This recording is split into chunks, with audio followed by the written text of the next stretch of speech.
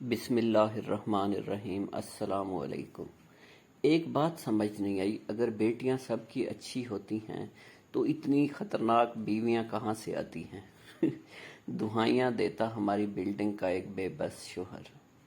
یہ پوسٹ کسی نے ازراہ مذاق لگائی تھی، لیکن مجھے بہت کچھ لکھنے سوچنے پر مجبور کر دیا۔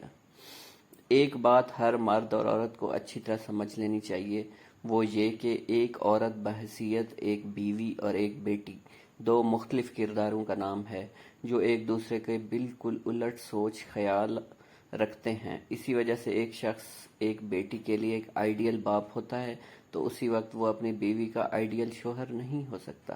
بالکل اسی طرح ایک باپ اور ایک شوہر دو مختلف کرداروں کا نام ہے۔ بندے کی سوچ سمجھ عقل ہی بدل جاتی اپنی بیٹی کا باپ بن کر، جبکہ ایک الگ ہی روپ سوچ سمجھ رکھتا جب وہ ایک شوہر بنتا۔ ایک عورت آئیڈیل بیٹی ہوتی تو ضروری نہیں کہ وہ آئیڈیل بیوی بھی ہو۔ کبھی بھی باپ بیٹی اور میاں بیوی کے کرداروں کو آپس میں کمپیئر کرنے کی غلطی مت کیجیے گا۔